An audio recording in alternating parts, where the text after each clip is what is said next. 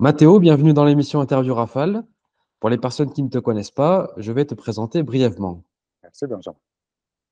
Pour nous aider à ouvrir notre esprit à de nouvelles idées, Mathéo résume toutes les semaines l'essentiel des meilleurs livres de business, de développement personnel ou encore sur les finances personnelles. Ces animations de quelques minutes sont disponibles sur ces plateformes, notamment son site internet et sa chaîne YouTube Mind Parachute. Il propose également des accompagnements plus poussés pour développer un sales business pour être au top de sa carrière. À travers son interview, découvrons ses conseils entrepreneuriaux, ses habitudes de vie et les coulisses de ses activités. C'est parti.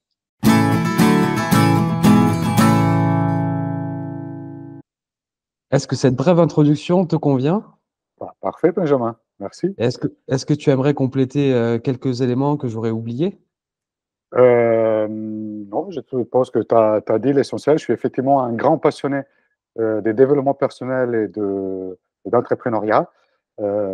C'était des découvertes que j'ai eues pas super tôt dans ma vie. Je pense que c'était autour de la trentaine à peu près et qui ont finalement beaucoup changé mon quotidien. Donc, je suis très content d'avoir l'occasion de parler un peu de mon expérience, de partager mon expérience avec ta communauté. Donc, merci beaucoup pour l'invitation, Benjamin. Avec grand plaisir. Je te propose de commencer par la première partie. Donc, c'est des questions rafales pour te présenter un peu de manière originale.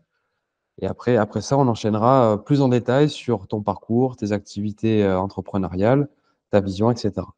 Yes, Est-ce que tu es prêt? allons-y. Quel morceau de musique devrait-on envoyer dans l'espace si l'humanité devait disparaître? C'est pas évident de choisir. Je vais t'en dire deux si c'est possible. Tant pis. Bien sûr. Alors, la première, c'est euh, The Show Must Go On des Queen. Je ne sais pas si tu connais Freddie Mercury. C'était une grosse référence pour moi. C'est voilà, une chanson qui a beaucoup marqué mon adolescence et ma jeune vie d'adulte. En fait, la deuxième chanson, c'est aussi un rappel d'adolescence, Sweet Child of Mine. C'est le titre de la chanson de Guns N' Roses, qui est aussi voilà, ça m'a fait des super souvenirs d'adolescence avec un groupe d'amis très intime que j'ai. Voilà, donc, c'est les deux que je porterai. Donc, tu vois, c'est beaucoup de musique d'adolescence, finalement. Hmm. Mais je connais, en tout cas. Ah, top. Deuxième question. Quelle série, film, documentaire ou chaîne YouTube recommandes-tu de regarder? Or, moi, sur les films et les séries TV, je suis vraiment la mauvaise personne à qui poser cette question-là. Déjà parce que je n'en regarde pas beaucoup depuis très longtemps.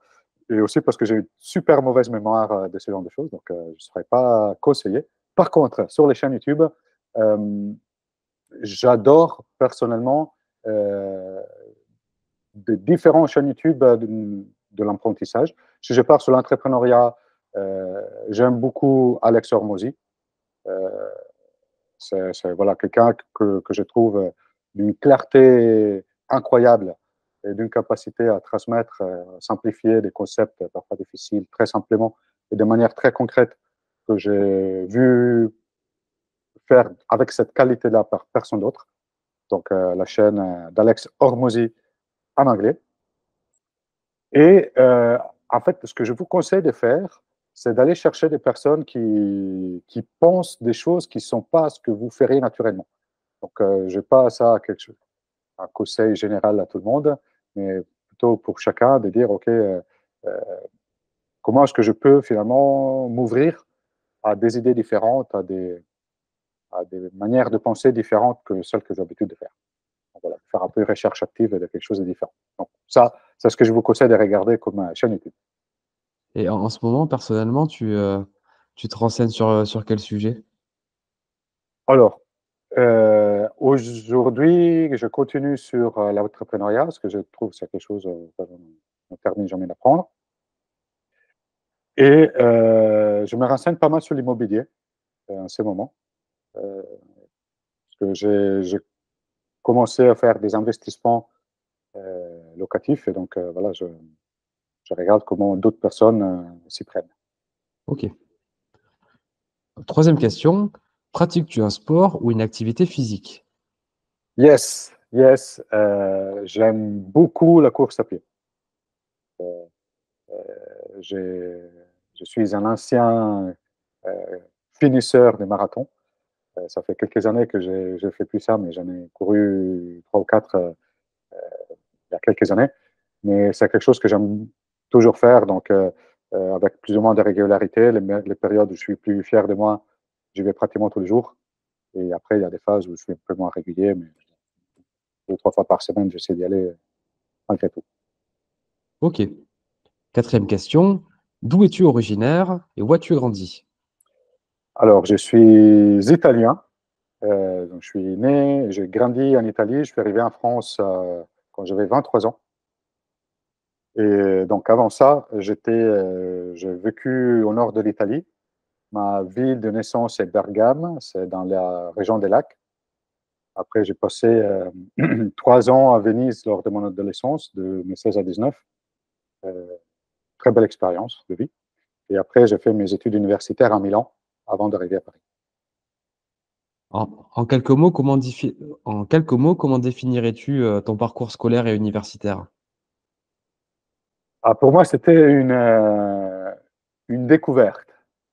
Euh, je considère avoir eu la chance d'avoir appris pendant l'école à apprécier le fait euh, d'apprendre de nouvelles choses, de pouvoir euh, découvrir justement des domaines que je ne connaissais pas.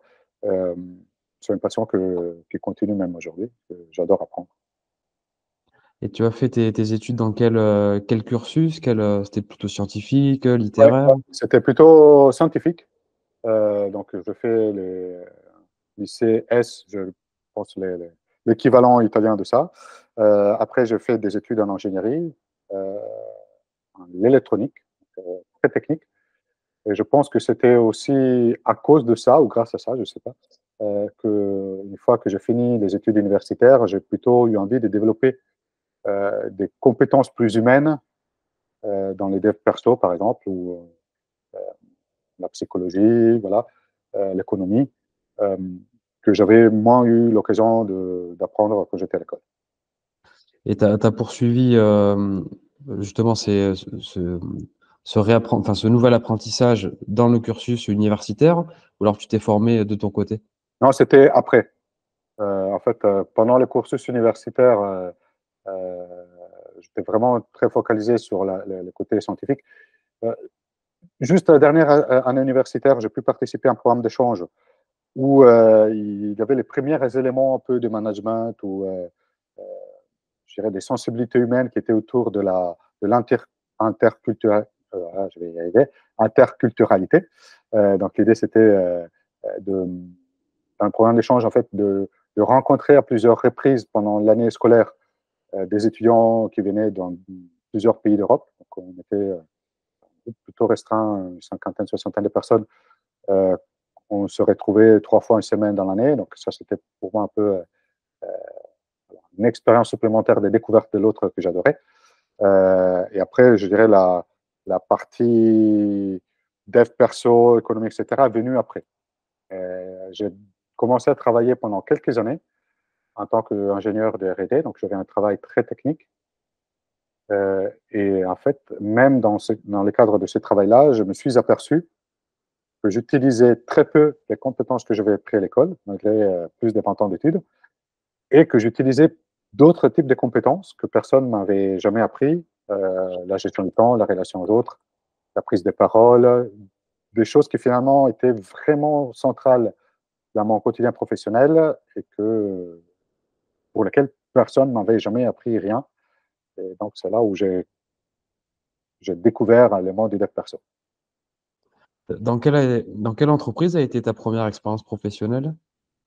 Alors, j'ai travaillé dans 2 entreprises. Une, c'est ma toute première expérience, c'était dans une entreprise qui s'appelle ST Microelectronics. C'est une entreprise en fait, qui fait des semi-conducteurs. Là, j'étais en stage de fin d'études à Milan. Et après, ma première expérience post-diplôme, c'était chez Orange. Et je suis resté chez Orange 15 ans, où j'ai commencé, comme je disais tout à l'heure, en tant qu'ingénieur R&D et j'ai terminé dans des postes de management.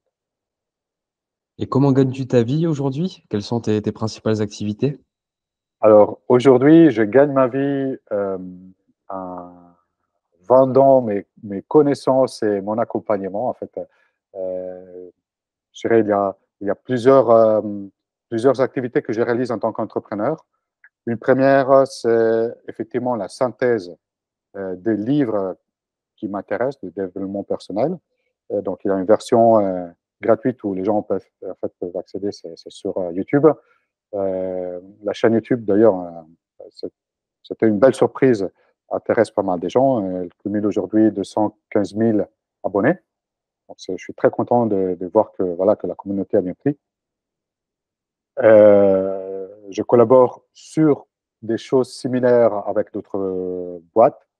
Où, en fait, je réalise des vidéos un peu sur commande, sur des sujets spécifiques. On réalise des formations toujours sous les formats de synthèse animée. Et après, je propose pour des personnes qui, voilà, qui souhaitent aller un peu plus loin euh, dans leur connaissance de développement personnel ou d'entrepreneuriat. Notamment, j'aide des salariés qui souhaiteraient lancer leur entreprise à créer leur activité, en partant de zéro. Ils peuvent ou pas avoir l'idée de départ. L'idée, c'est d'arriver à avoir leur premier client grâce à leur activité. Donc, si je comprends bien, en fait, j'essaie de comprendre comment s'est faite la transition entre le monde du salariat et l'entrepreneuriat. Si j'ai bien compris, tu t'es intéressé de plus en plus à l'économie, aux sciences sociales, au management. Et tout ça a fait que tu t'es intéressé, notamment, je suppose que tu as lu des livres et c'est la lecture de ces livres qui t'a donné envie de les synthétiser, de les partager. Comment s'est passée la transition? Yes, en fait, je dirais, il y avait plusieurs envies qui sont apparues. Il y avait un envie d'entreprendre qui était là, que j'ai découvert. Et d'ailleurs, j'ai euh, lancé et fait couler cinq business avant de trouver les bons à côté de mon travail. C'était toujours pour moi, voilà, j'avais mon travail principal qui m'assurait une certaine sérénité financière. J'avais aussi une belle carrière, donc voilà, je ne voulais pas renoncer à, à cette partie-là parce que, en plus, ça me plaisait, travailler en entreprise. Mais effectivement, j'avais toujours la curiosité de vouloir euh, tester, mais montrer à moi-même que j'étais capable de créer une entreprise. Et donc, dans mes différentes aventures, il y a des choses très, très différentes. J'avais commencé avec le fait d'imaginer des applications mobiles. C'était voilà, les premières années de l'iPhone, donc c'était un peu à la mode à ce moment-là. J'avais quelques compétences techniques, mais bon, c'était pas forcément les compétences qui manquaient, c'était plus la passion sur ce sujet-là, je pense. Ça fait qu'à un moment donné, j'ai laissé tomber. J'ai aussi fait des choses très différentes. J'ai aidé un ami à vendre de l'huile d'olive, des trucs très différents. Et effectivement, à côté de ça, de plus en plus, j'ai trouvé intéressant des sujets que je découvrais par des lectures. Alors, quand j'ai commencé à m'intéresser au développement personnel, c'était des choses qui n'étaient pas encore très connues en France. Quand on parlait de ça, les gens regardaient avec un œil un peu bizarre encore. Ça avait l'air d'être, je sais pas, quelque chose de un peu sectaire, peut-être euh, un peu recette américaine facile, d'une certaine manière. Euh, et donc, j'ai, je me suis approché de la littérature de dev perso comme ça, avec un peu de préjugés, je pense. Mais en fait, j'ai découvert que ce que je les ai, j'aimais beaucoup, que effectivement, il y avait peut-être un peu une adaptation culturelle à faire de la vision américaine de la vie des choses par rapport à une vision plus européenne. Euh, et en fait, je me suis dit, mais pourquoi pas partager ces choses-là avec d'autres personnes, euh, vu que, comme moi, peut-être beaucoup de monde est arrivé à l'âge adulte sans jamais avoir appris des choses que je considère être centrales dans notre quotidien personnel et professionnel.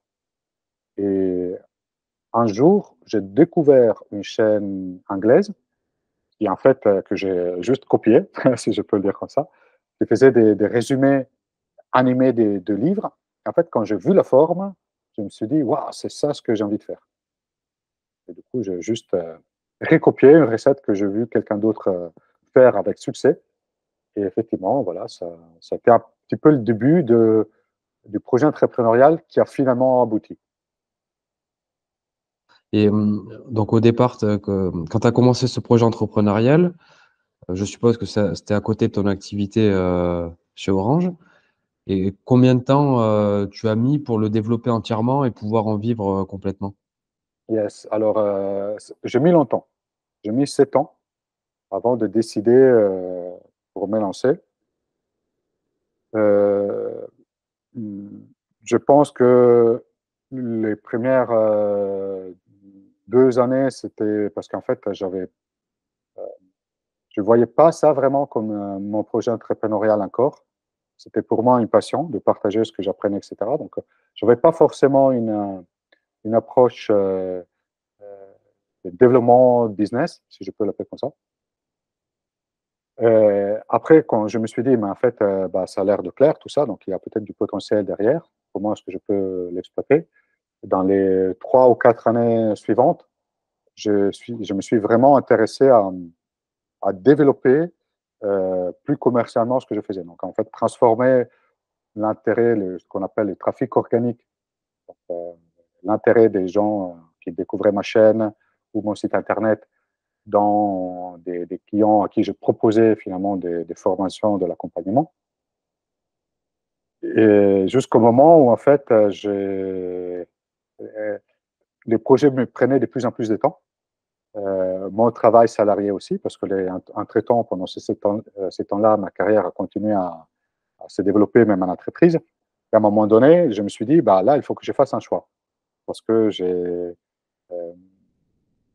vois que je ne suis pas satisfait du temps et de l'énergie que je peux mettre sur mon projet entrepreneurial qui me plaît beaucoup. Et de l'autre côté, euh, ces projets entrepreneurial me demandent pas mal de temps que je ne peux plus investir dans ma carrière comme je faisais il y a quelques années. Donc, à un moment donné, il faut choisir, soit l'un, soit l'autre. Et donc, j'ai choisi de me lancer dans mon propre business euh, en me disant, si je ne le fais pas, je risque de le regretter dans 10 ans. Je ne savais pas comment allait se passer. Je ne sais toujours pas d'ailleurs. Mais en tout cas, je me disais, si je ne le fais pas, dans 10 ans, je vais m'en vouloir de ne pas avoir essayé. Et en plus de ce choix qui a dû être difficile quand même à prendre, est-ce que tu as, quelles sont les grandes difficultés que tu as rencontrées ou alors peut-être les étapes importantes de ton aventure? Yes, alors en fait, j'ai voulu attendre aussi que mon activité entrepreneuriale puisse être pratiquement au niveau de mon salaire en entreprise. Et donc, j'étais très. Euh, j'avais vraiment pas envie de prendre des risques, euh, à la fois parce que j'avais une belle carrière, donc je voulais pas l'abandonner juste sur un coup de tête. J'avais bossé dur pour y arriver avec mes études, avec voilà, les 15 ans de travail que j'avais fait auparavant. Donc, pour moi, c'était pas question de prendre des risques. Et donc, je voulais m'assurer que c'était pas une décision prise sur un coup de tête. Donc, après 7 ans et le fait voilà, que je voyais que le business se portait bien, j'étais rassuré sur ce côté-là. Et en termes d'étapes, je les résumerai comme ça. Il y avait déjà une première étape dont je parlais tout à l'heure, les 2 ans où finalement, c'était vraiment une passion pour moi de partager. Et en fait, s'il y a quelque chose, si personne souhaite se lancer, pour qui voilà, la vie entrepreneuriale fait envie, c'est vraiment le premier conseil que je leur donne, c'est ne suivez pas des opportunités ou une approche un peu voilà, opportuniste de dire bah, il y a un truc à la mode là qui se lance, je vais me mettre dessus, ça va marcher. Euh, je vous le déconseille par expérience personnelle, parce qu'en fait, si on n'est pas passionné, on ne dure pas suffisamment pour voir des résultats suffisants dans notre business.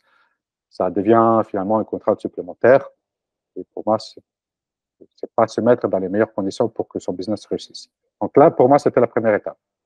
Longue une fois que je la vois après coup, mais à l'instant, sur le moment, je ne savais pas faire autrement. Après, il y a eu une phase où j'ai décidé de me former à, comment on tient une entreprise. Et pour moi, c'était très important. J'avais des blocages, il y avait des connaissances à passer, des connaissances à créer, pardon, autour de la vente, du marketing, de la conception d'offres, des choses que j'avais jamais pu travailler dans ma carrière professionnelle avant. Que dans ma chaîne YouTube, je ne faisais pas non plus parce que je me limitais à faire une vidéo et puis c'était YouTube qui se chargeait de tout le reste. Et là, c'était voilà, d'autres compétences que je devais acquérir. Donc, il avait cette formation-là. Et je pense qu'il y avait aussi des croyances mentales à dépasser. Il y a, euh, je trouve, une grosse partie du travail que l'on fait en tant qu'entrepreneur, c'est justement de travailler sur ces croyances limitantes et sur ces limites que l'on s'auto-impose. Dans mon cas, c'était une certaine difficulté à me montrer. Donc, d'ailleurs, je pense que le fait que dans ma chaîne YouTube, je ne montre pas mon visage, c'est plutôt des dessins que l'on voit, ça m'a beaucoup aidé à m'autoriser à lancer la chaîne. Il y avait le fait de ne pas être à l'aise à demander de l'argent aux personnes. En fait, je me doutais pas mal de ma capacité à fournir de la valeur aux gens. Donc ça aussi, ça m'a pris du temps à dépasser ce blocage-là. Euh, et après, il y a une autre chose qui m'a coûté pas mal d'efforts voilà, dans cette aventure-là, qui était le fait d'accepter l'échec. Et en fait, je trouve que dans le monde de l'école et de l'entreprise, en tant que salarié après, on essaie surtout de minimiser le risque de l'échec. On ne souhaite pas que, voilà, on souhaite pas rater un examen, on ne souhaite pas que notre chef nous reproche d'avoir mal fait un travail ou que nos clients nous disent qu'ils ne sont pas contents voilà, du travail qu'on a fourni. Et en fait, quand on devient entrepreneur, c'est beaucoup l'inverse qui se passe. C'est-à-dire qu'on a besoin de passer par des essais que l'on ne maîtrise pas encore très bien et que du coup vont échouer. C'est un peu comme quand on apprend à nager ou aller en vélo. Bah, en fait, on tombe au départ, on n'arrive pas, on boit un peu d'eau quand on n'est pas capable encore de nager.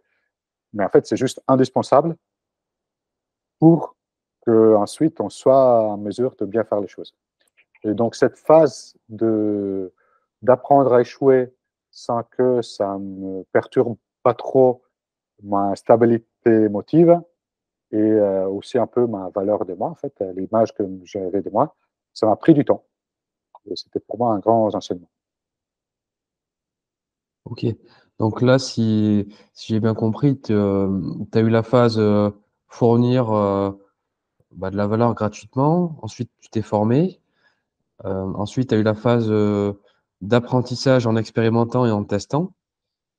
Et comment est-ce que tu as fait pour obtenir tes premiers clients et notamment arriver à te rémunérer, à passer de l'apport de valeur pure à je demande de l'argent? Yes, alors, euh, en fait, ça s'est passé avec un déclic que j'ai eu en me disant, ben, en fait, comment ça se fait qu'il y a des personnes qui vivent de leur activité en ayant une communauté plus petite que la mienne et que moi, en fait, je génère quelques centaines d'euros par mois grâce à YouTube et c'est tout. Euh, je, je, me ré, je réalisais bien que j'étais très en dessous de ce que d'autres entrepreneurs arrivaient à avoir comme résultat, étant donné en fait la taille de ma communauté. Et donc, à un moment donné, je me suis dit, mais en fait, euh, je suis en train de gâcher une énorme partie de la valeur que je pourrais générer avec ça. Et aussi, et ça c'est intéressant, mais je pense que ça on réalise un peu après coup, j'avais besoin de dépasser euh, des craintes personnelles de justement de ne pas être à l'auteur, de ne pas avoir suffisamment de choses à donner. Donc pour ce faire, j'ai trouvé quelqu'un qui faisait une formation, justement, pour créer une offre. Et du coup, voilà, je me suis lancé dans la formation et je me suis dit, bah, pendant les temps de cette formation, je ne me pose pas de questions. Je ne vais pas suranalyser les choses comme j'aurais pu tendance à faire par ailleurs. Je vais juste faire ce que la formation me propose de faire et c'est tout. En fait, le fait de, d'avoir un processus à suivre m'a beaucoup aidé. Et lors de cette, création de la première offre, de la première formation, hem, au moment des résultats, est-ce que tu t'es dit, «Waouh, c'est au-delà de mes espérances» ou alors: «Ouh, je suis un peu déçu, c'est en dessous» ou alors c'est typiquement ce que j'envisageais, comment tu l'as Alors, vécu? il y a eu une première phase d'émerveillement. C'est-à-dire que effectivement, il y avait des personnes qui appréciaient suffisamment ce que je proposais, d'être intéressées à acheter ma formation. Donc, voilà, les premiers clients ont été vraiment voilà, une super surprise, quoi. Euh, je me rappelle encore d'avoir envoyé un email où je proposais finalement de gens de s'inscrire, d'acheter la formation. Et j'étais tellement stressé de l'avoir fait que j'ai dû sortir, courir, parce que j'avais besoin d'évacuer le stress. Voilà. Et, et, en fait, c'était incroyable parce que les premières personnes s'étaient inscrites, genre quelques heures plus tard, tu vois, le temps de revenir de l'entraînement, de me doucher, etc. Quand j'ai réouvert l'ordinateur, il y avait déjà, je sais pas, je me rappelle plus exactement, mais je pense que c'était 2 ou 3 personnes qui s'étaient déjà inscrites. C'était un tout petit produit, c'était, voilà, aujourd'hui, je ne vendrais pas un produit comme ça à ce prix-là. Je pense que je vendrais plus cher, à la fois pour mieux me rémunérer, mais aussi pour aider les personnes à comprendre la valeur de ce que j'offre. Donc, j'ai aussi changé ma perspective par rapport à voilà, la vente et aux offres que je peux faire. Mais à l'époque, c'était juste incroyable. Mais ça, c'était la première fois.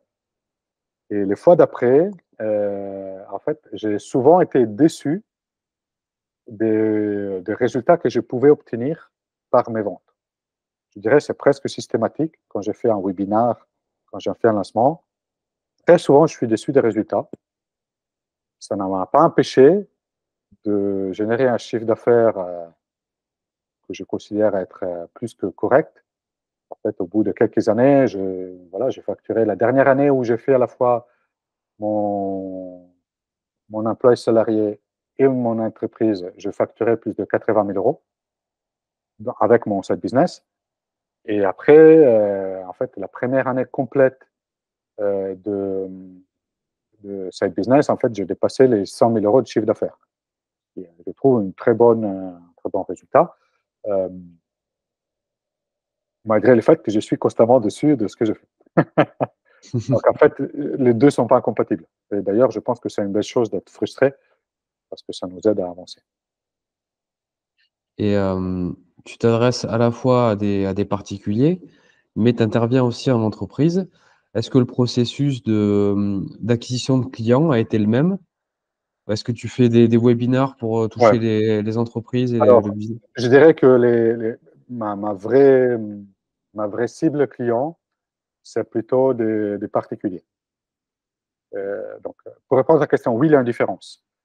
Si on veut aborder les particuliers ou les entreprises, et je pense que la différence est liée au type de relations que l'on va construire avec les deux typologies de clients.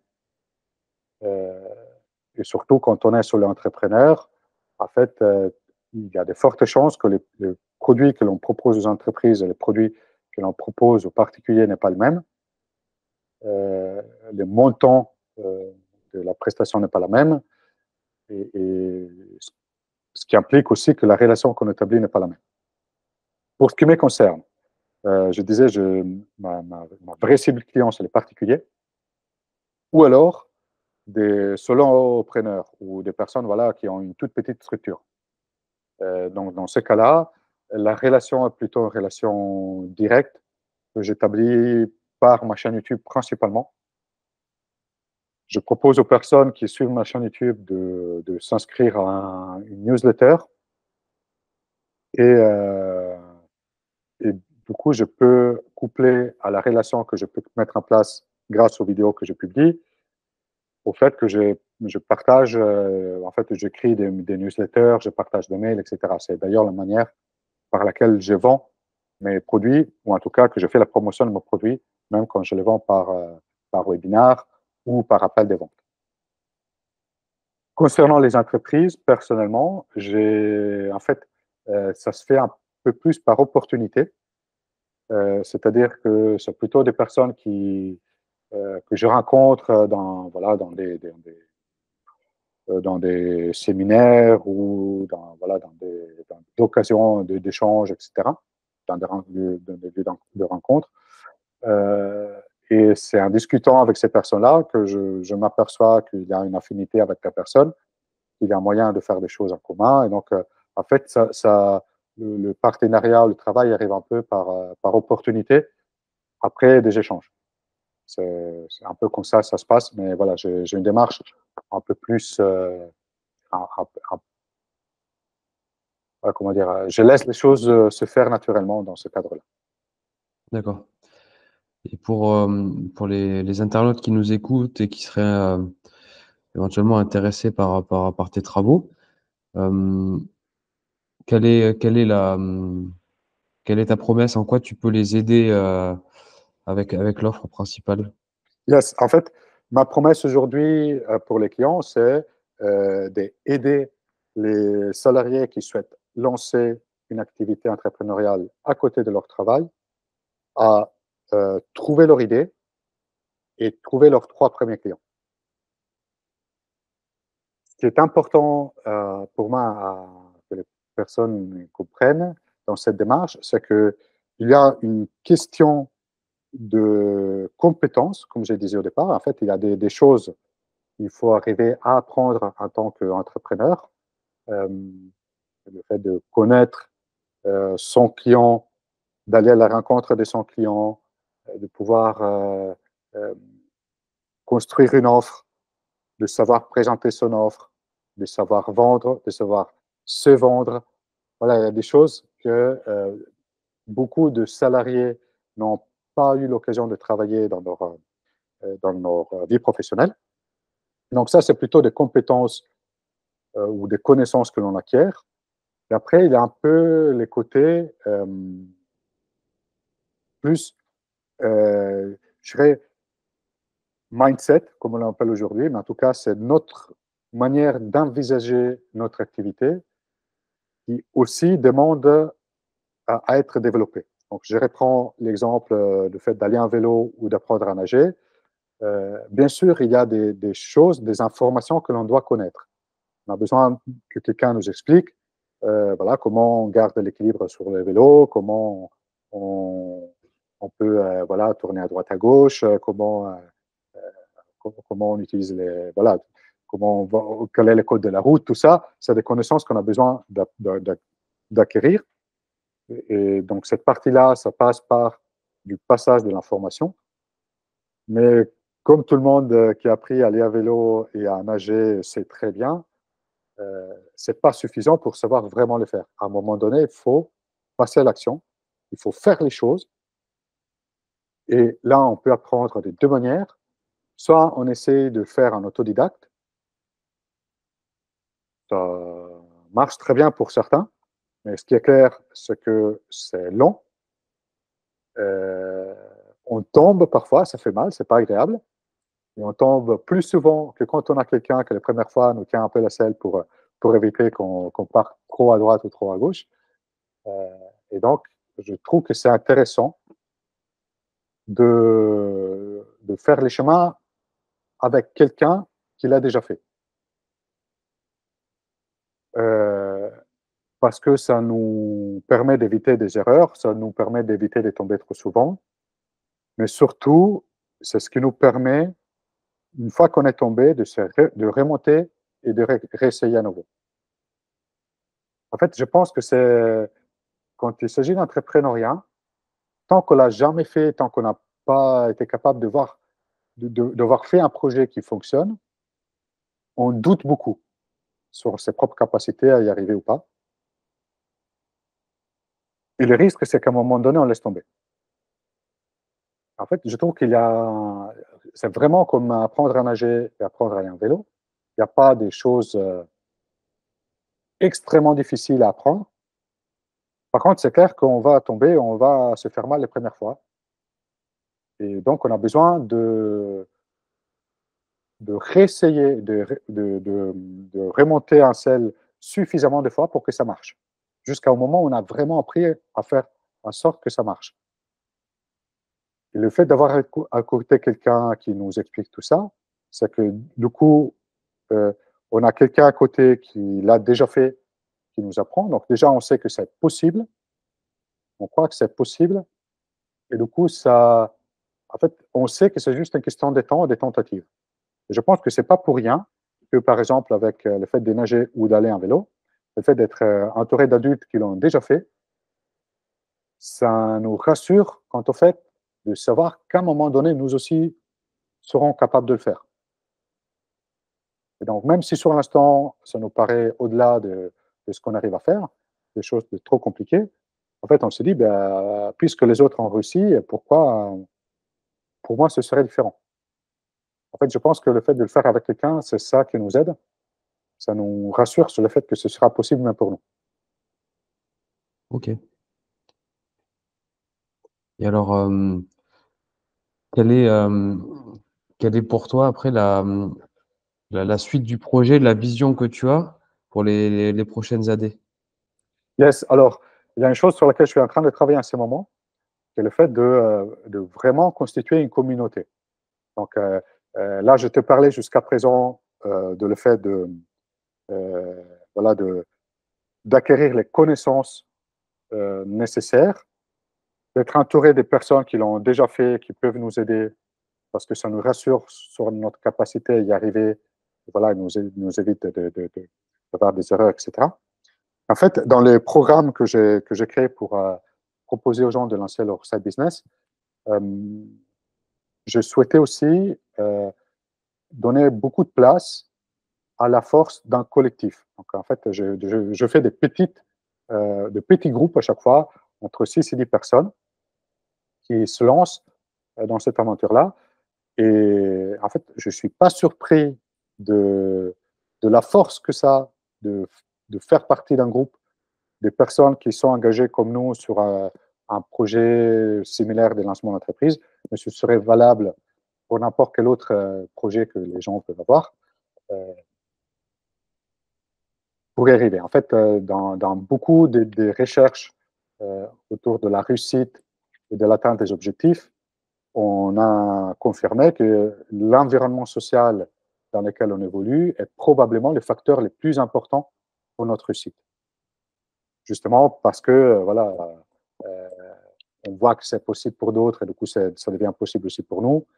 On maintient la motivation dans la durée, etc.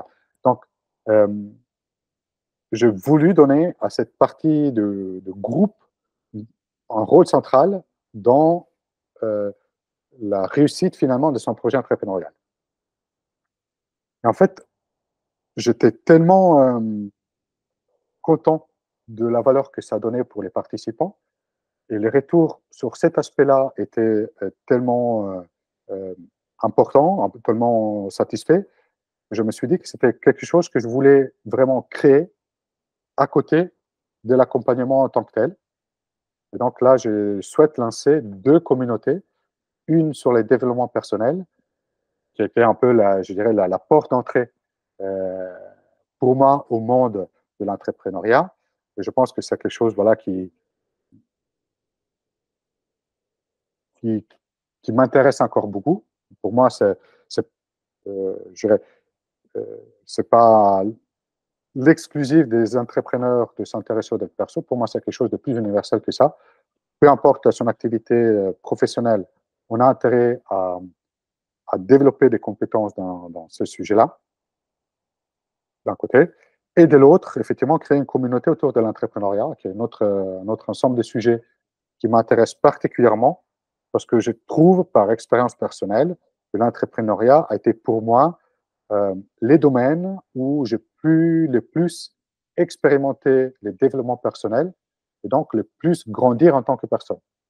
Donc, pour moi, voilà, pour les personnes qui sont curieuses, je les invite vraiment à se lancer dans l'entrepreneuriat à côté de son travail, presque indépendamment du fait que les projets réussissent ou pas, mais c'est juste grâce à toute l'expérience que l'on peut vivre, que l'on peut cumuler, et qu'après on peut d'ailleurs porter dans les autres domaines de notre vie.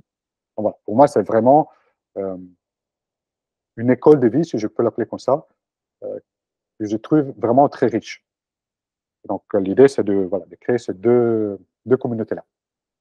Et dans ta vision, comment ça se matérialiserait? Est-ce que pour l'instant, tu en es plus à l'idée et après tu réfléchis à des axes ou alors tu as vraiment une cible précise, Alors, j'ai quelques idées, mais je suis en train de faire ce que je conseille aux personnes qui font le programme avec moi et globalement, ce que je conseille les gens de faire, c'est de demander à mon client ce dont il a besoin. Et donc là, c'est tout récent, ça fait 2-3 jours, que j'ai proposé aux personnes qui me suivent d'intégrer un groupe sur WhatsApp dans lequel je vais leur poser toute une série de questions pour qu'ils puissent me dire finalement quelles sont leurs attentes dans une communauté comme ça, de quoi ils ont besoin, qu'est-ce qu'ils aimeraient voir présent, etc. Je pense aussi organiser une séance via Zoom ou en tout cas un peu une séance de travail comme ça, où on peut vraiment interagir pour pouvoir discuter avec ces personnes-là. Et je pense que c'est comme ça que je vais pouvoir trouver les bonnes idées. Et en même temps, j'ai aussi des convictions très fortes de ce que je veux mettre en place. Et en fait, ce que je veux faire, c'est vraiment créer un espace où l'interaction avec les participants soit vraiment le centre. En fait, je trouve que dans le monde où on vit aujourd'hui, si on a besoin d'informations, on peut arriver à la trouver. Sur Internet, il y a tellement de choses à disposition qu'on peut trouver beaucoup de choses. Euh, Avec l'IA aussi, ça amplifie encore davantage cette capacité à pouvoir accéder à de l'information. Mais ce n'est pas pour autant qu'on arrive à faire les choses qu'on sait on doit faire pour réussir. Je prends les cas typiques du fait de faire du sport, par exemple. On sait tous très bien que si on veut être plus en forme, avoir plus d'énergie, être mieux dans notre corps, il faut qu'on fasse du sport régulièrement. Mais ce n'est pas parce qu'on sait qu'on arrive à le faire. Donc, ce n'est pas une question d'information, c'est une question de réussir à mettre en place les bonnes habitudes et voilà, de créer un environnement qui nous aide à faire du sport régulièrement. C'est pareil pour les devs perso, c'est pareil pour l'entrepreneuriat, je pense que c'est pareil pour beaucoup, beaucoup de choses. Euh, Savoir ce qu'il faut faire, c'est même pas la moitié du chemin, c'est pour moi moins que ça. Il y a le reste, et le reste, pour moi, devient beaucoup plus simple quand on est entouré des personnes qui, euh, qui sont animées par les mêmes intérêts et qui ont déjà réussi les choses qu'on a envie de faire. Ce n'est pas pour rien que des personnes qui naissent dans une famille qui est passionnée, qui fait beaucoup de musique, passionnée de musique, qui joue plusieurs instruments, ont plus de chances d'apprendre à jouer un instrument de musique et jouer un instrument de musique dans l'âge adulte que quelqu'un qui naît dans une famille où la musique n'est pas présente. Et à nouveau, c'est même la même chose pour les sports, pour l'art, euh, pour l'entrepreneuriat. En fait, voilà, on est très influencé par notre environnement. Et l'idée, c'est de construire un environnement autour des personnes qui souhaitent développer dev perso et entrepreneuriat. et où est-ce que les personnes qui seraient intéressées pourraient, bah, te rejoindre ou consulter tes travaux, les suivre? Yes, alors je conseille à tout le monde de regarder Mind Parachutes comme point de départ, ma chaîne YouTube ou mon site internet. Donc c'est www.mindparachute.com. So mind comme voilà, esprit en anglais et parachute comme un parachute au pluriel. Vous tapez ça sur Google, vous le trouvez sans problème. Pour moi, c'est le point de départ. Euh, et après, voilà, si ma manière d'aborder des sujets vous plaît, si mon parcours vous intéresse et que vous souhaiterez avoir un parcours similaire au mien, du coup, en partant de là, n'hésitez pas après à m'écrire, voilà, et à me contacter pour plus d'informations. Avant qu'on passe à la dernière partie des questions rafales, est-ce qu'il y a un sujet qu'on n'aurait pas abordé que tu aimerais, dont tu aimerais parler? Oui, et c'est un sujet dont on a, voilà, tu as un peu parlé, peut-être que ça fait partie oui, ça fait partie peut-être des questions rafales après. Euh, mais en fait, voilà, je disais tout à l'heure, pour réussir à atteindre nos objectifs, c'est important d'acquérir les informations, les connaissances nécessaires pour y arriver. C'est important de se mettre dans un environnement qui nous facilite la tâche. Et la dernière chose qui, pour moi, un ingrédient clé pour réussir, c'est le fait d'adopter la politique des petits pas et des habitudes. Et en fait, moi-même, je suis un peu victime de tout ça. C'est que quand je me lance dans un nouveau projet, je suis porté par beaucoup d'envie, beaucoup d'ambition, etc. Quand les résultats n'arrivent pas à la vitesse que moi j'aimerais, je, je peux me laisser un peu décourager. Je laisse tomber. Et d'ailleurs, comme je suis voilà, un peu passionnel, etc., quand je me lance dans un truc, je veux faire beaucoup tout de suite, avec le risque finalement de me fatiguer trop vite. Et dans ça, le sport m'a beaucoup aidé. Le sport de voilà, la course à pied, le marathon, c'est un cas. C'est qu'effectivement, euh, il y a tout un parcours à faire entre le moment où on se dit j'aurais envie de courir un marathon et le jour où on arrive à le faire. Ça demande plusieurs mois et ça demande plusieurs mois d'entraînement. Euh, Par contre, c'est un entraînement progressif.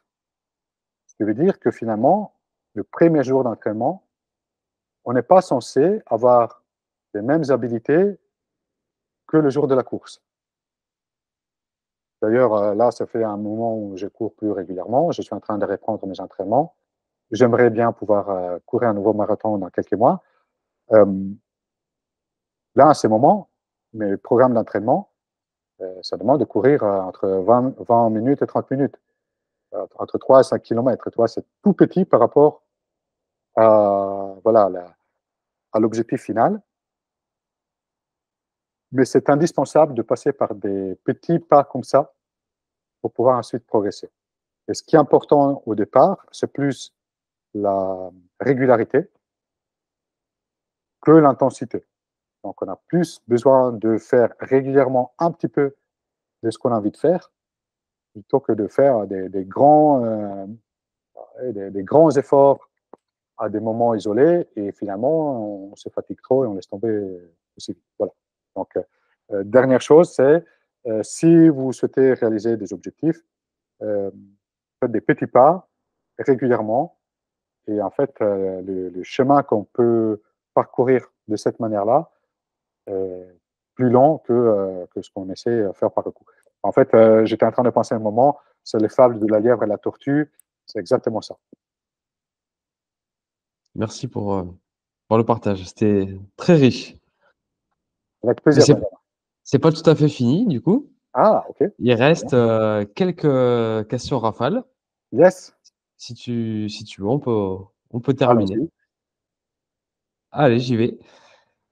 Quelle étape aimerais-tu avoir franchie à la fin de l'année?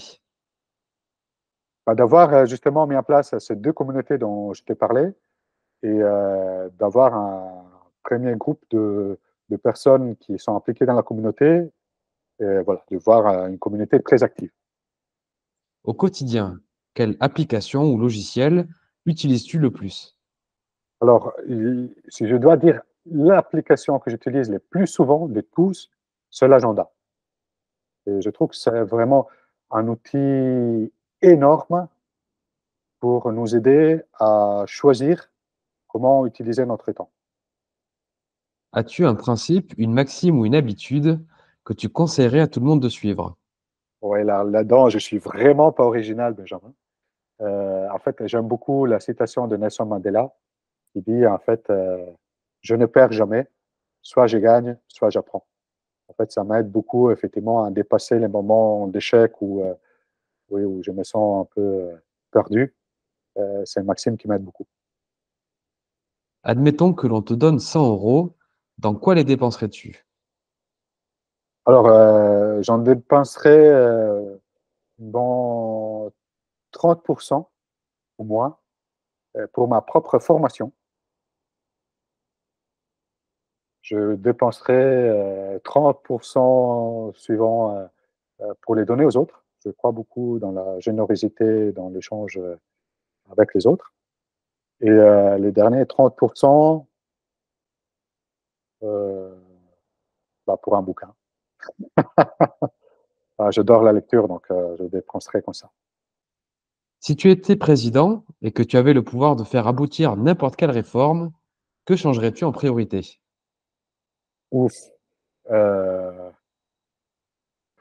ouais, ça, c'est la question à laquelle je n'ai pas vraiment de réponse comme ça toute faite. Euh, En fait, il y a deux valeurs qui pour moi sont très importantes, qui ont vraiment marqué ma vie. Euh, la première, c'est effectivement ce sens de la responsabilité, de se prendre en main, qui pour moi est à l'origine euh, à la fois de ma soif d'aventure et aussi de l'entrepreneuriat. Et donc, j'aimerais euh, faciliter par des, je sais pas, par des formations, par des aides, je sais pas comment, la prise d'initiative des gens. Ça, j'aimerais bien. Et le deuxième aspect, c'est la rencontre avec l'autre. Le fait euh, de découvrir la richesse euh, des personnes qui ne pensent pas comme nous, qui ne voient pas les choses comme nous. Je disais d'ailleurs au départ, quand tu posais la question quelle chaîne de YouTube tu proposes aux gens de voir, je crois vraiment beaucoup à l'importance de s'ouvrir au monde. Et je le dis parce que, en fait, on est de plus en plus exposé à du contenu qui est pensé pour nous par les algorithmes voilà, des réseaux sociaux, etc., qui finalement fonctionnent par euh, proximité, par, euh, ouais, par similitude. Donc, on vit dans un monde où on est de plus en plus exposé à des choses qui vont confirmer ce qu'on pense déjà, ce qu'on croit déjà, ce qu'on aime déjà, etc. Et donc, je pense qu'à terme, ça risque de nous appauvrir un peu, tout ça, et que du coup, on a intérêt à faire une démarche active, d'aller chercher quelque chose de différent. Et donc, la deuxième chose, à nouveau, que je ferai en tant que président, c'est de, de, de, trouver la manière d'aider les personnes à aller découvrir les autres, les personnes qui voilà, qui n'ont pas leur propre expérience de vie, les mêmes objectifs de vie, la même culture, des gens très différents. Ok. Plus de questions. De quel accomplissement es-tu le plus fier? Ah, euh, en fait, je dirais ça a été un des rôles que j'ai eu pendant que j'étais en entreprise. J'avais un rôle de manager. J'adore les managements. C'est d'ailleurs la chose qui me manque le plus depuis que je suis devenu entrepreneur à temps plein. Et en fait, c'était mon pot de départ de ce poste-là. Il y avait voilà, toutes les personnes avec qui j'avais travaillé, mes collaborateurs, des collègues, etc. En fait, c'était de réaliser à quel point j'avais réussi un peu à porter ma patte dans, dans l'atmosphère qui s'était créée, ouais, dans le collectif qui s'était créé. Et c'était quelque chose que j'ai particulièrement apprécié parce que j'ai trouvé que les gens étaient vraiment euh, alignés avec des valeurs qui sont importantes pour moi, la transparence, l'intégrité, etc. Et j'étais fier de voir à quel point j'avais contribué à ça. Dernière question. Tu as le mot de la fin. Que voudrais-tu dire pour conclure cette interview? En fait, ce que j'aimerais, avec quoi j'aimerais terminer, c'est un peu euh, voilà. Du coup, j'ai synthétisé ce que je disais pendant la discussion. C'est que peu importe quel est votre projet, vos envies, les choses que vous souhaitez réaliser dans votre vie, euh, ce que je vous invite à faire, c'est d'aller chercher l'information, les connaissances qui vont vous aider à le réaliser, d'aller chercher le cercle social qui souhaite atteindre les mêmes objectifs ou qui l'a déjà fait, pour vous aider justement à garder la dynamique et la motivation pour y arriver. Et finalement, d'adopter la politique des petits pas, un petit pas chaque jour pour aller vers votre objectif. Et pour moi, en fait, c'est les trois éléments indispensables pour réussir n'importe quel objectif. Merci pour votre attention, j'espère que cet épisode vous a plu. Si c'est le cas, je vous invite à le partager. N'hésitez pas à me faire part de vos questions, remarques et suggestions dans les commentaires. Pour rappel, tous les liens vers les travaux des invités sont en description. Pour finir, je vous invite aussi à vous abonner à la newsletter pour être informé lorsque les prochains épisodes paraîtront. C'était Mr. Fanjo, à très vite.